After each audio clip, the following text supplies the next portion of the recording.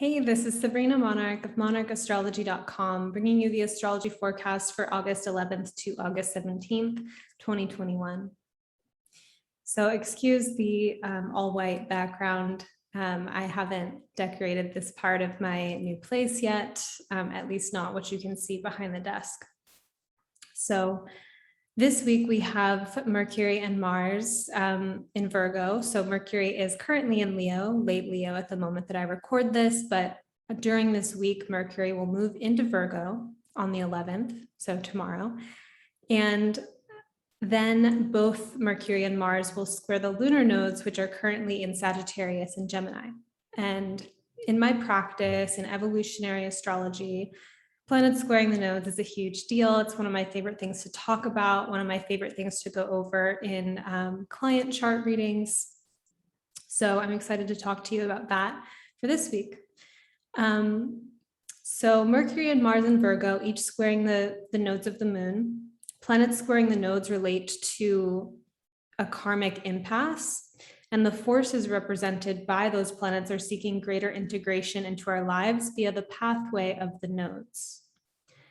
For us, there will be some retrieval of energy and vitality, which is Mars. So our energy or vitality may be actually feeling stressed at the moment, right? Mars is square the nodes, so that can relate to like an under arousal or hyper arousal, like some kind of imbalance with Mars.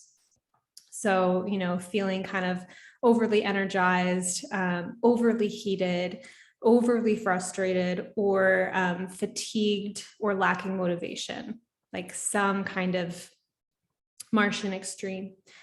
And something around communication and language. So Mercury also squaring the nodes.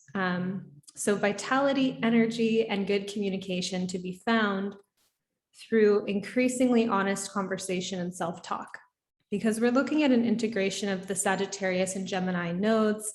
So the Sagittarius-Gemini axis brings together communication, Gemini, the capacity to transmit language that conveys something, Gemini, understanding, symbol and symbolized, signal and signified, right? So getting something across by using the right combination of words.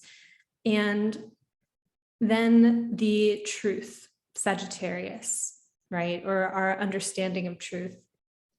And so when these are out of balance, Sagittarius and Gemini, you can have the ways that we're dishonest to ourselves and others reflected in our speech, just saying things that aren't really true or kind of like hiding the truth.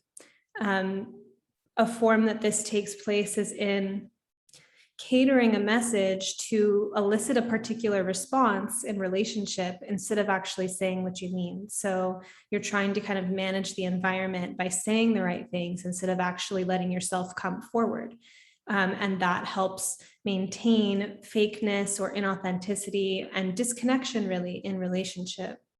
Another thing could be, as we're navigating our, journeys in life, acting like everything's fine when it's not, pretending, yeah, sure, I'm fine, right? Instead of actually honestly disclosing where we're at and then having the opportunity to bring that into the dialogue, right? Or even maybe it's not that there is a problem, but just that you have some inspiration, and to seed that into conversation. It's really just examining right now if the things that are coming out of your mouth, if the things that you are putting into the air are expansive, if they're reflecting something true within you, or if you're just kind of spinning your wheels in some kind of fake belief system, narrative, whatever that is easier or habitual to exist inside of. Hence, would probably feel tiring, not enlivening, the opposite of energizing, to be situated within some kind of false narrative. This goes along with self-talk as well, right? So just every time that we're encountering, say, like our own experience of life, our identity, how we are depicting what's happening around us, we are telling stories. And we're interpreting the events, right? And so not all interpretations are life-giving. Sometimes we could have a really harsh interpretation of ourselves, or be applying a lens to the way that we're viewing reality that really disconnects us from other people or disconnects us from life. And it's not always easy to tell when we're doing this, but it certainly gets reflected to us in conversation, or this is where I think the Sagittarius Gemini also, this axis really involves the querent and the diviner, right? So the client and the reader, the person asking the question and the person answering it.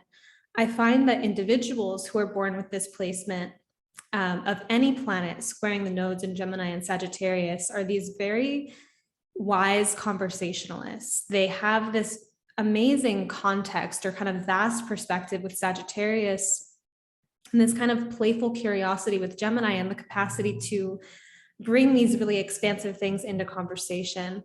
And so just thinking about if there is someone in your life, or if you are this person who can always spin a perspective, hear someone's problems and then offer a way to look at it that kind of like brightens the person up and gives them this aha moment. And then they go forth and have a more expanded experience in their life because they saw from that conversation that they were applying a highly limited lens to their current impasse or issue. So you can see how conversation and bringing forth, that deeper truth inside of us, whether we're the one asking the question or we're the one offering advice, or offering perspective. And certainly there's a tact, it's funny because Sagittarius by itself without the Gemini is kind of like the person who may be a little bit alienating with their advice, gives unsolicited advice, and Gemini is very socially aware and understands, how to deliver a message. And so all of these little pieces of tact or social finesse, such as with friends, where you're like hearing a friend talk about something and to ask, do you want me to just listen or do you want advice, right? Or if this were me, I would, whatever way that we phrase it to kind of soften the bluntness, if you care about that. Sometimes Sagittarius just really doesn't care, and it's fine just being kind of, let's lay everything out. So we're looking at that kind of axis of communicative capacity, Gemini, and expansive wisdom, Sagittarius, and how those two come together, how we kind of go back and forth between them. An example of going back and forth between them could be if you find yourself in a conversation where you're just kind of exploding internally, where you want to say something, but you feel like it's going to not land well. You're like, I don't know if this person can handle the truth, or I don't know if I can handle my own nervous system if I speak the truth, right? So that sense of something bigger that's hard to put into words, not necessarily because we don't have the words, but we may be lacking the courage, which is where Mars comes in, square the nodes. Now, if this has all just sounded like a random ramble, I apologize, but I hope that however these words are working on you and whatever images are coming up or ways that it's constellating ideas in your consciousness or memories or recollections of what's happening in your current environment, that's all this is kind of meant to do, is offer that kind of perspective of what's happening in your life at the moment. So back to what I wrote here, we may feel tired or fatigued in a way that is remedied by enlivening ideas or a sagacious exchange of words. We know that the mind-body connection is a thing, so too do certain ideas slow our energy to a molasses pace, or other ideas brighten and move us. So we think we're tired, our body may truly be tired, or it may be that the thoughts that we're thinking are making us feel super tired. Versus, when an idea enters your consciousness and your whole body like just lights up and you feel ready to go. The Gemini Sagittarius axis is about truth, storytelling, narrative, information, experience, novelty, belief, and logic. It also relates to local, like neighborhood stuff, Gemini, as well as like international or far travel, short trips and long trips.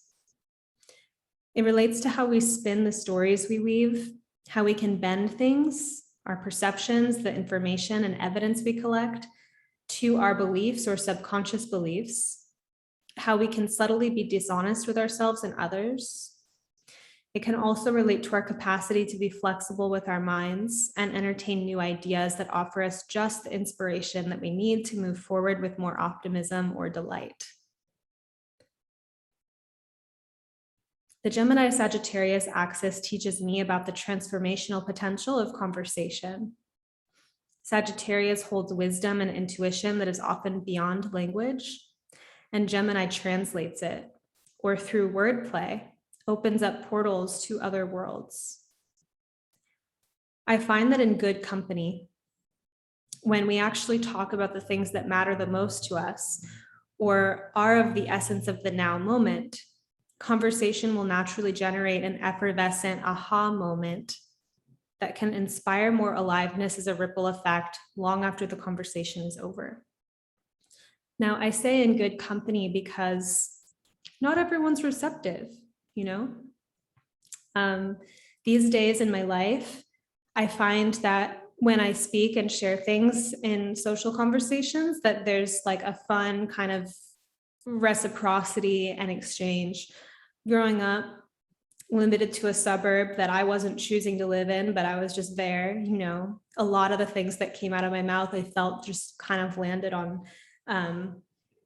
just silence and no response, right? Or I would say things and people would be like, that's interesting, Sabrina, but I don't really relate or know what you're talking about, you know? And so if you're surrounded by people that don't relate to the things that you think about, it doesn't necessarily mean that what you're thinking about isn't valid. It's just that you're in an environment where you're experiencing alienation. And that can happen at various points in our experience. So often something that I experience in the astrology world and the conversations that happen with clients and students is that we talk about things that aren't always things that are super accessible to talk about in our communities, just like out in the world. Maybe like if we have those, but you can't talk to everyone about your secondary progressions or this particular transit you're getting from Pluto.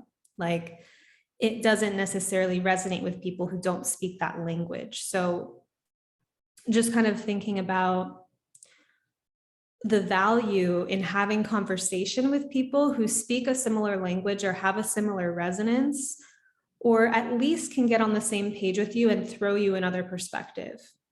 This is one reason I love to talk to my coach, because every situation I bring to her in my life, she has a perspective about it that I wouldn't have thought about. And I'm always just blown away. So that idea that, you know, if someone can see you, if they can resonate with you, if they can get on the same page with you and offer you a heightened perspective, that is going to be kind of a grace of that Gemini Sagittarius axis. With the configuration of Mercury and Mars and Virgo squaring the lunar nodes right now, another thing I want to bring up is that we may want to be mindful of what I would call playfully here, conceptual greed. Conceptual greed being the need to know why we are following our inspiration. Will it all work out? What is the final result I can expect? Will everything follow a plan I can intellectually understand right now?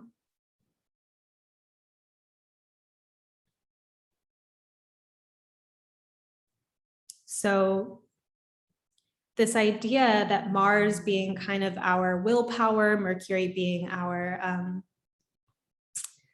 capacity to connect the dots intellectually, that we may not have access at this moment to a bigger picture Sagittarius vision of why we're doing what we're doing.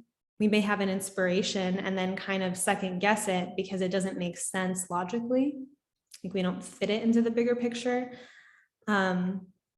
And so I think that there's kind of an energy with this Mercury, Mars, and Virgo, where Virgo is very like, what's right in front of my nose? Like, what is this like intricate beaded craft necklace that I'm working on? And I'm looking at like one tiny seed bead at a time, you know, and not looking at the big picture. It's like working on a huge painting and you're just working on one detail and you're so zoomed into it that you can't actually see the bigger picture.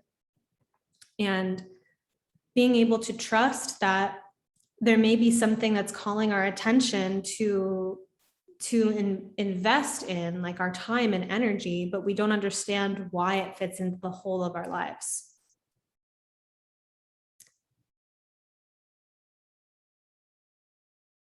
So I get an image of laying down bricks one at a time for a building that is still taking shape, or one that we don't have a total finalized blueprint of yet. It's like the future is like neuroplastic bendy, or we are being asked to take some steps without having it all figured out. You know, and what's the alternative? Like literally just doing nothing because we don't have the blueprint, right? So Virgo relates to kind of this busy bee worker kind of energy, or total neglect of like, oh, this is too overwhelming. I'm just going to lay in bed. I don't want to take care of what I need to take care of right now.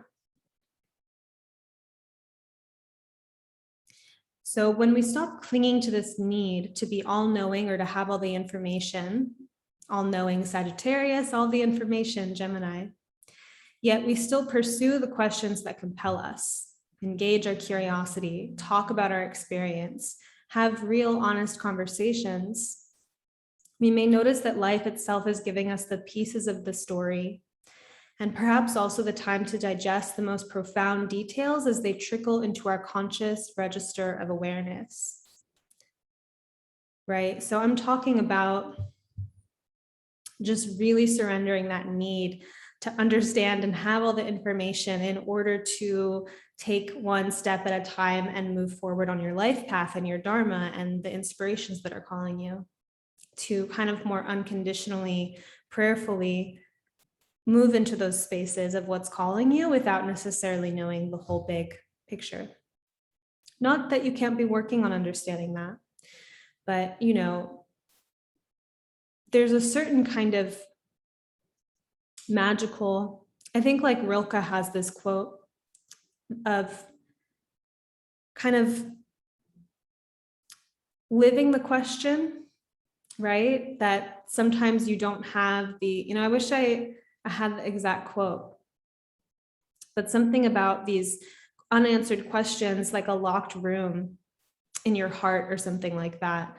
And this kind of patient living the question because you're not ready for that answer yet. Like you're moving into the spaciousness to be able to hold that answer. And so if you identify on being some kind of mythic quest, say there's something you've desired your whole life and you haven't realized it yet, but you've been questing for it. And you keep getting clues. Life keeps opening and showing you things, and you're just getting these like pieces of the picture and you're being initiated. Eventually it becomes beautiful to just relax into that incremental process of expansion and being on the journey, as opposed to needing to bypass all of that and just get to the finish line. So a few announcements before we continue on.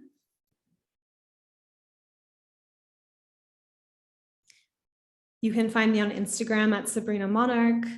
You can also join my mailing list, which is a great way to stay in touch with me, get the forecasts in written version and the link to the YouTube every week in your inbox, and also hear from me about when my course is open for enrollment, when my book's open, and other kind of special events that I'm hosting. My novel, which I also have here, The Garden of Sleeping Hammers, is out, and you can purchase it via the links below. I'll be working on getting it available in more formats or more channels, but right now you can find it on Barnes & Noble paperback or hardcover. And then the evolutionary astrology intensive that I teach is coming up again, November of 2021. You can read the course page for more information, read student testimonials. This is a program that I've been teaching since 2017 and just love. It's a really comprehensive introduction to evolutionary astrology and really kind of a immersion in starting your own intuitive, felt, relational process with astrology, so that you are building your own associations with the planets and really feeling them and building your own architecture internally to have a relationship with astrology. And as you saw me get to this slide, I announced this last time, but this is the latest episode of Magic of the Spheres, the eroticism of Saturn and constellations from a Saturn return in Aquarius with Ari Felix. We've been hearing a lot of great feedback about this episode. I have new ones coming out for you soon, but if you haven't listened to this one yet, go ahead and check that out. Okay, and I will get back into our week. On August 11th, Mars in 7 degrees of Virgo will square the lunar nodes in 7 degrees of Gemini, North Node, and 7 degrees of Sagittarius, South Node at 1:59 a.m. So we've just been talking about this, but a little bit more to say. Given the karmic nature of the lunar nodes, it's like conflict, Mars, arising currently can strike a deeper chord of memory, like here I am again, or here we are again. One tendency may be to collapse the issue by having a belief about it, as in, this is the way I am, or this is just the way this other person or this other situation is. But a deeper opening could be curiosity and dialogue.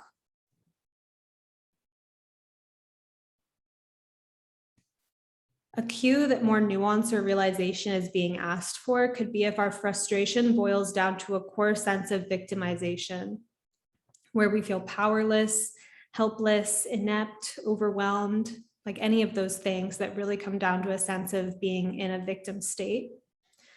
Or hooked into the drama of perceiving another person in this way. They're helpless, they're inept, and I'm annoyed with them, or I need to fix it for them, or any of that.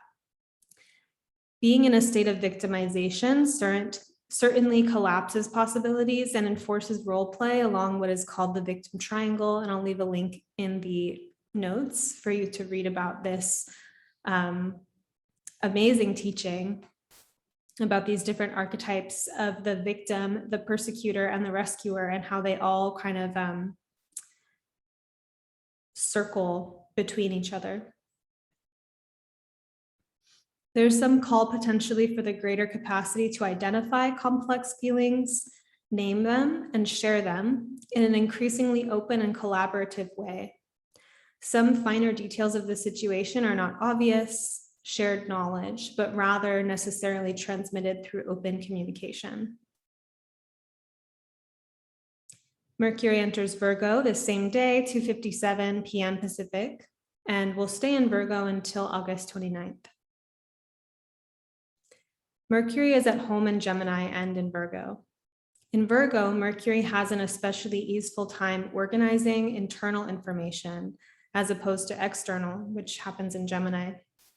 Meaning in Gemini, we collect information out in the world. We collect information socially, we read the news, we research these kinds of things. And in Virgo, we assimilate and digest information we've collected. We feel how it sits with us. Virgo brings about a kind of humility when we realize we do have to digest everything. The environment, the people we choose to be around, the thoughts we have. So we're drawn to notice where we have imbibed incorrectly, internalized another person's value system in an unnecessary way, been unkind to ourselves, or eaten foods that our body does not digest well, for example.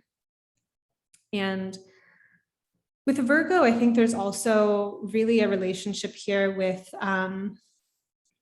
self-esteem, grace, forgiveness, and shame. So having some kind of grace and humility, and like, what's our relationship with. So an example I can think of is like, after you've spoken, so after you've been in a conversation, after you've presented something to another person or in front of a group, and when that is done and you're kind of in the next frame of time, if you're still thinking about the things you said and beating yourself up about it, like, oh, I can't believe, like, oh, that was so cringy, why did I do that? And it's like noticing how that kind of persecutory energy towards the self is not necessarily helpful, right? It's like a way of just kind of beating yourself down. And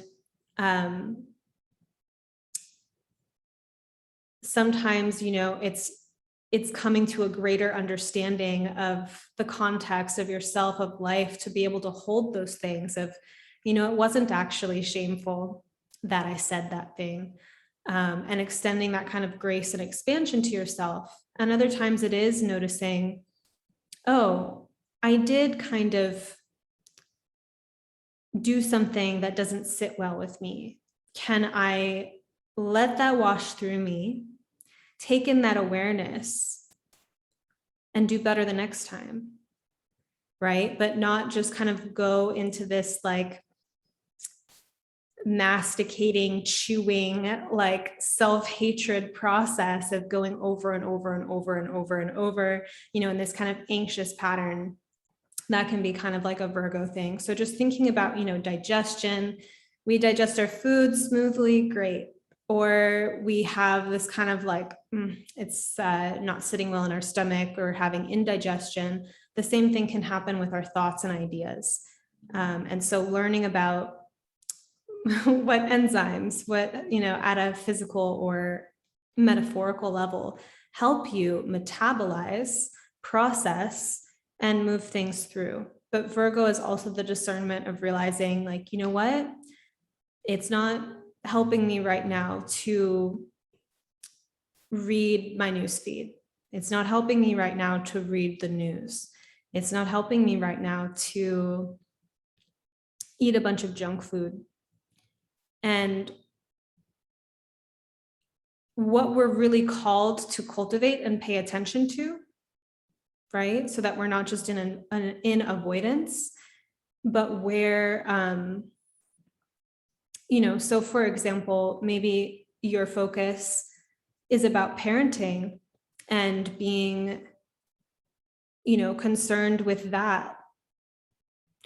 Being concerned about like caring and like building relationship and learning new skills, as opposed to doom scrolling, right? It's like, but on the other hand, if you are a journalist, reading the news or being in that world is going to be more part of your world.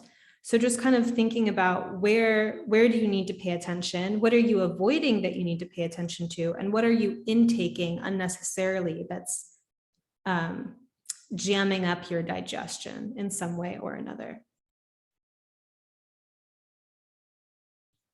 Though it often takes care and conscientiousness, we can find the systems or maps that click for us, a skincare routine that actually works, foods that harmonize with our bodies, a system in the workplace or home that creates more efficiency and ease, etc. Sometimes the solutions are so simple, but the road to get there is so complex, so much unraveling. Virgo can induce a need for taking one step at a time steadily, as considering all of the details can be overwhelming or create analysis paralysis.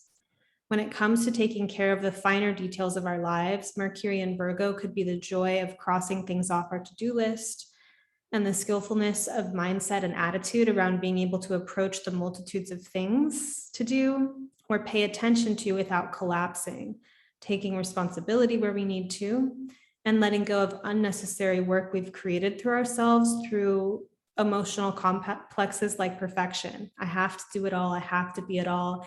I have to be an expert in 10,000 things. You know, whatever it is that's putting all this stress on your system to perform all these little details in every single area of life, right? It's just not really possible. And because it's not possible to be that meticulously exact about every single area of our lives, it's like figuring out where it is true and necessary to be that present and what we need to kind of surrender to other forces in some sense. And the humility really of being on that path.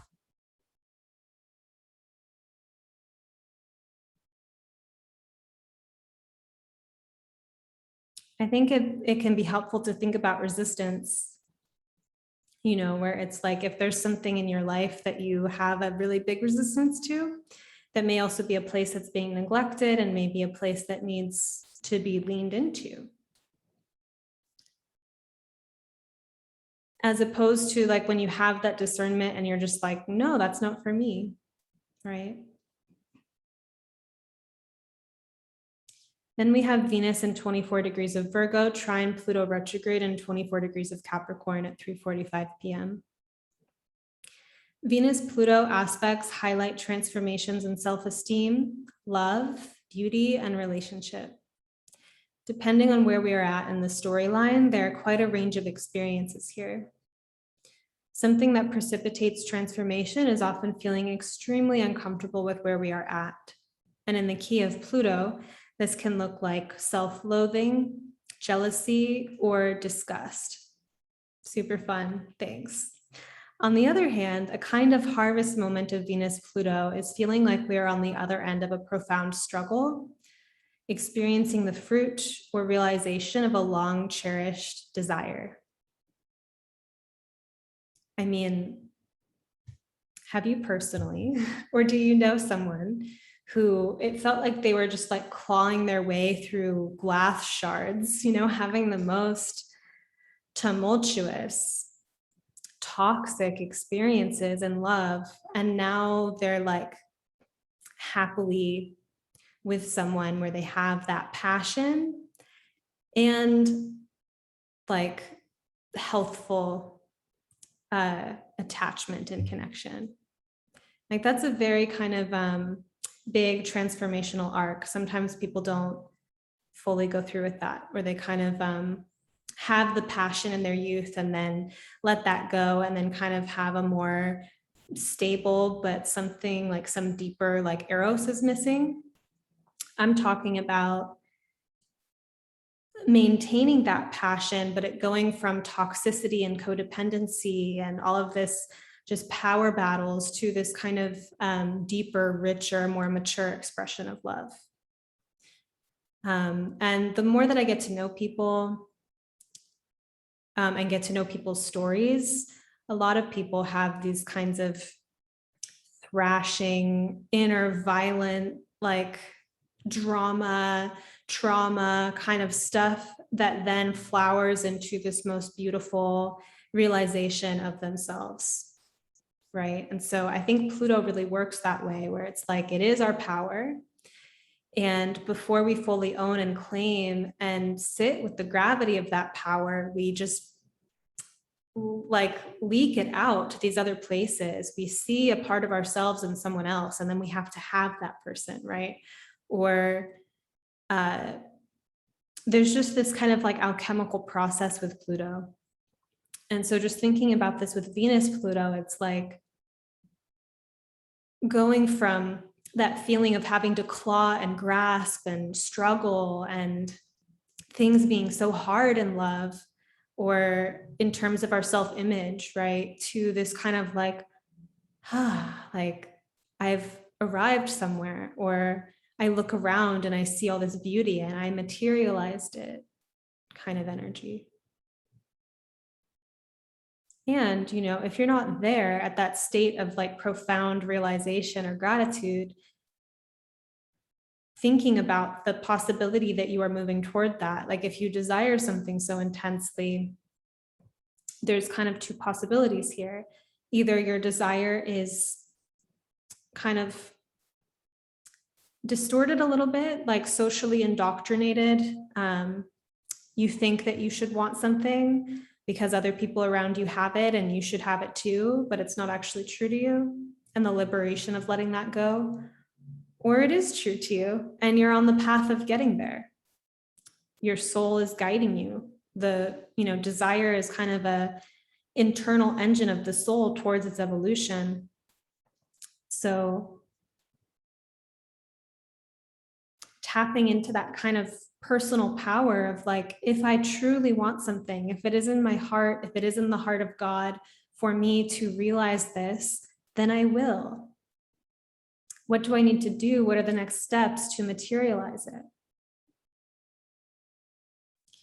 Because Venus and Pluto are both in earth signs, the arena that this transformation or realization is taking place in may be very tactile, physical, grounded, relating to things such as the cultivation of home environment, the garden, the body, the wardrobe, physical possessions, food, etc. Things you can touch, things you can experience with your senses.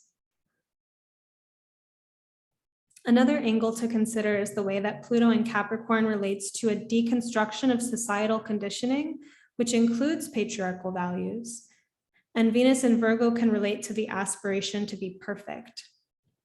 This calls to mind images like beauty pageants or a tight, controlled approach to experiencing Venus, as opposed to the practice or praxis of opening from within, embodying one's form, and developing an intrinsic, internally based relationship with pleasure, right? So this is a very complex idea, and I think one that truly must be lived, but it's essentially, you can just picture the difference between someone who is working very hard in this very controlling way to be beautiful or Venusian. And there's a harshness about the energy and a lack of joy from the internal, where it's like you may have the external veneer, but it feels like it could crack at any moment. And it's kind of a sad image, because in a sense, a person in that state is going for an experience, but they're kind of going about it in a way that's a little bit twisted. And I don't really say this with judgment, because I've totally been there too. It's part of, I think, the Venusian path of internal pleasure versus external comparing and coveting and stuff, versus the person who is sensuous, feels comfortable in their body, no matter how conventionally beautiful or attractive they are, they're just kind of like glowing. There's a suppleness about them. They seem like they are at home and shameless in their form, and they're just exuding radiance. And I think that internally, or like from an ideal sense, a lot of us want to experience that reality of that suppleness, that feeling of just luxuriating in the garden of ourselves and of like the riches of life, right? And when we're trying to get there in a way that feels clawy and clingy and controlling and contracted, it's like we're latching onto the form, the external of like, well, if I do this external thing to my appearance, then I will feel this certain way. And it's not that these things are totally separate. You totally could change your appearance in an external way and then have that ripple into your internal being and feel like a different person because of it. But I think that Venus in Virgo, trine Pluto and Capricorn just brings to mind that kind of complexity of where is this experience of beauty and the aspiration toward beauty, where is that taking place on terms of the spectrum of patriarchy versus like the wild feminine, is another way that I could put it.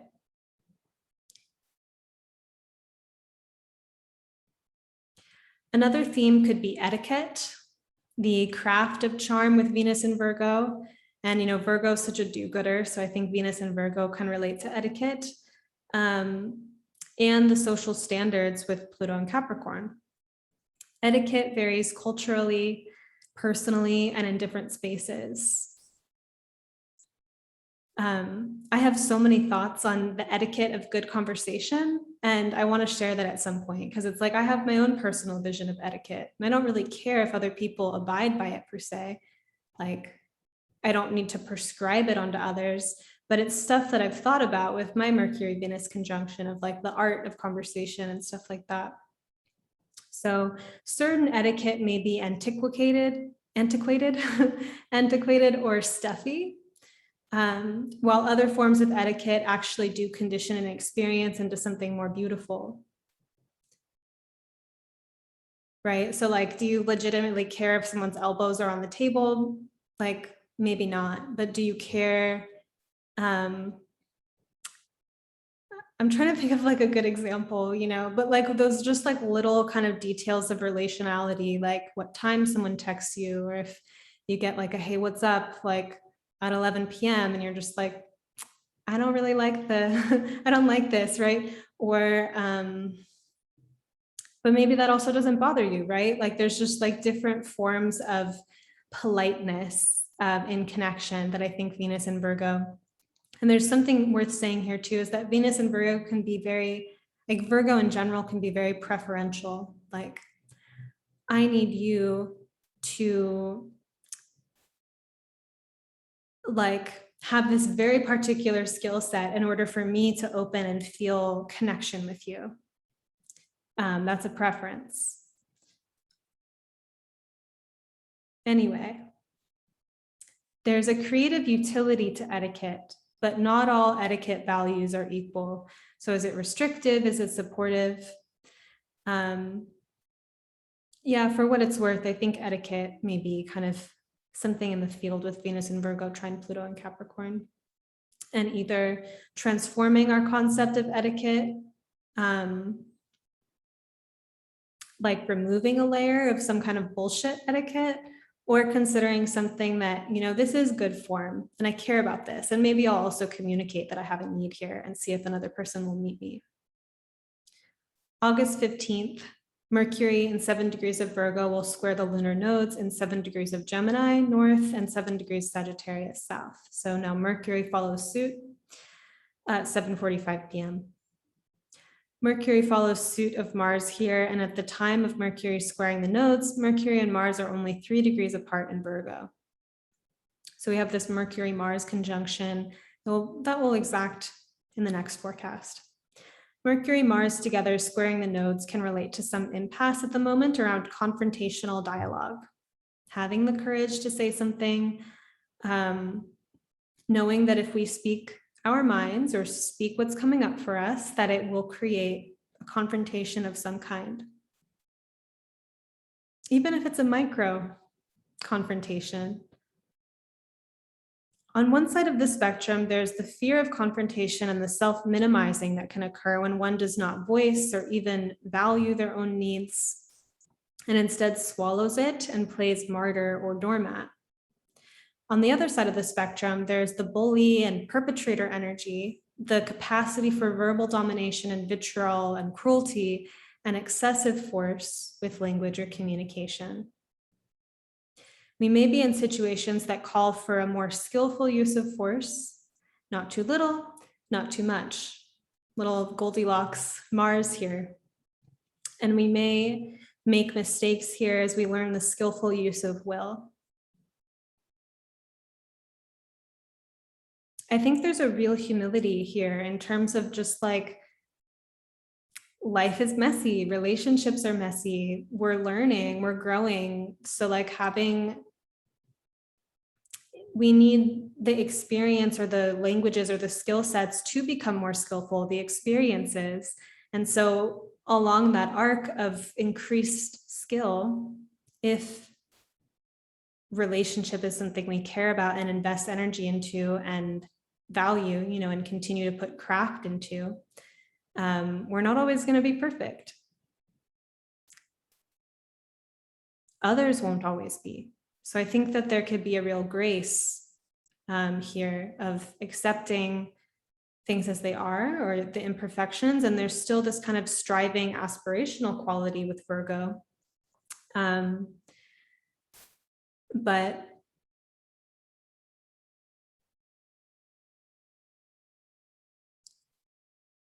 yeah, I'll leave that thought there. Conflict can be a gateway toward deeper intimacy, and it can also reveal the end of the line, a place where relationship or agreement has become incompatible. If we are in the karmic pattern of playing out excessive acrobatics to hide, keep the peace, not rock the boat, etc., we are using the skill of adjustment, Virgo, to attune to an inauthentic situation. Bringing truth into our lives and into the open air through dialogue invites change and the opportunity to take responsibility in leading a more authentic and honest life, even if that means we lose people. So I think here's where courage comes in, right? With Mars, Mercury, and Virgo. It's like the courage to say something, even, there can be consequences. There will be consequences. It may make things better, right? Or it may reveal, oh, we're not actually on the same page, or we don't have the same values. Then we have to take responsibility for that. So when this is not a habit, honesty threatens to collapse everything, like a tower falling moment. So beginning to tell the truth is necessarily going to be dramatic if we are living on a house of cards. So when honesty is a habit, then intimacy with others and with life is deepened incrementally at every turn of honest revealing, right? It's not like we just arrive at some place of full, everything that needs to be said has been said, because life keeps happening and we keep growing. So, and our perspective keeps changing. So there's always opportunities and doorways to deepen intimacy with ourselves and with life. And when we lie to ourselves and lie to others in small ways, there's a lack of courage there, I'm just going to call it. And it's something that I work with too. Like, it does take bravery to say things. So we're dealing with that side of Mars. But there's also a loss of intimacy that occurs. And a kind of settling or sacrifice. And so I think there's this, I feel like kind of this heroic vision of Mars here of like living with a fierce heart and leaning into life at every turn, as opposed to hiding or shrinking away from it. Then Venus enters Libra at 9:27 p.m. Pacific. Venus will stay in Libra until September 10th. Like Mercury entering into a home sign, Venus also enters one of her home signs. We have Taurus and Libra as Venus home. Venus in Libra highlights choice and negotiation. Unlike Aries, the opposite sign to Libra, who mostly acts from a place of singular focus, head first, Libra is the scales, right? So Libra is considering multiple options and therefore deliberates. Libra thinks more about how decisions will influence the environment or other people or fate itself. Part of this balance is, of course, also including the self, which is what Aries is so good at, knowing what one wants and values and taking that into account. When balancing one's own wants and needs with the environment and relationships, negotiation comes into play, also bringing in Libran themes like diplomacy and fairness. This transit can be a time to notice how we participate in advocating for our needs and desires within a social and relational context, as well as how we move toward others. This includes voicing our desires and giving the opportunity for others to meet us there, as well as really listening to others' desires and asking them.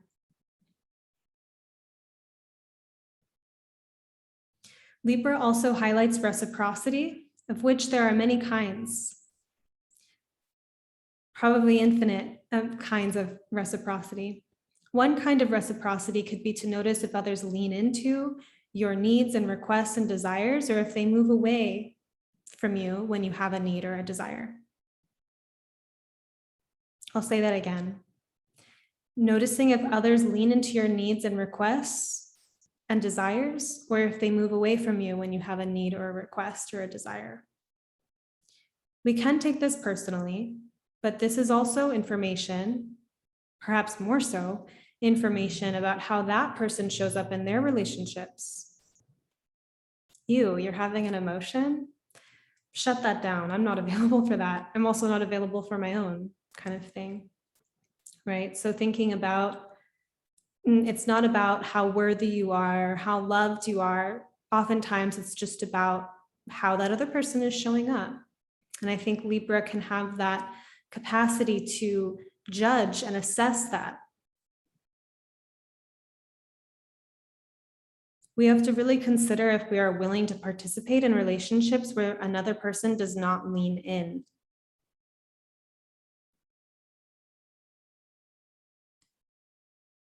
Sometimes people imagine Libra in this kind of spineless people pleaser way, but that is only if Libra takes themselves out of the equation and balances in relationships where they are not actually included, where there is no reciprocity. A Libra in touch with their own values is one of the fiercest and most graceful negotiators I've ever encountered. I think there's something really like, it's not all or nothing. I think there's a deep fierceness in Libra of that if someone is in touch with their own truth and the sovereignty of their own being and legitimately loves another person, and there's some kind of relational discord, walking that and being in that, there is a kind of fierceness in that, because you want the harmony with that other person. You want to be heard. And being able to hold these kind of multiple things of your truth and your dignity and your integrity and your desire and the truth of the other person, I think there's room for a lot of nobility in that, of like actually really respecting your sovereignty and that other person's sovereignty. That I think is this kind of solar radiance of the Libra archetype.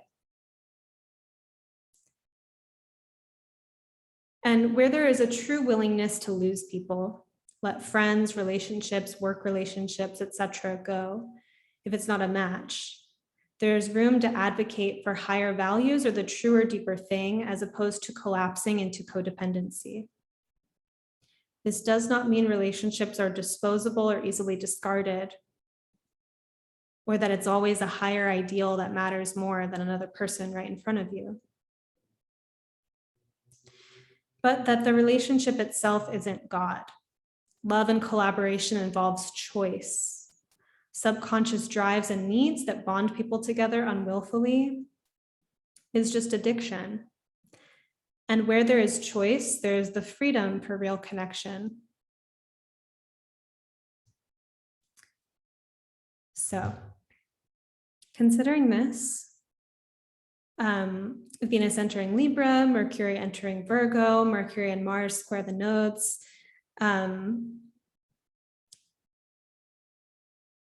In general, it seems like there's a major theme around seeking greater wisdom and perspective in our lives, and also voicing things that maybe we're afraid to say. And really kind of listening for that whisper, right? Of this is the time, or sometimes there is no good time. So we don't also have to wait for the perfect time or something like that, but feeling into that a deeper embodied truth within yourself of what needs to come forth. Where am I hiding? Where am I scared? And noticing that life is probably giving you the opportunity to add more aliveness and more vitality and more honesty, as opposed to hiding that away and using that kind of using mental acrobatics to just maintain what already exists. That maybe there is a little bit of an interruptive or a kind of like throwing a wrench in things energy. And so also having some spaciousness and maybe expecting that that may come up in the field too. And being able to really listen and really honestly share, and see what kind of magic can be co-created in that space. So thank you for being here. I forgot to say earlier, please like this video. Please leave a comment. Let me know what you think and what resonated with you, how you're doing, and subscribe to this channel. I don't know if I already said that, and hit the notification bell, get on my mailing list, follow me on Instagram at Sabrina Monarch, all of the things. I love you all. Have a beautiful week.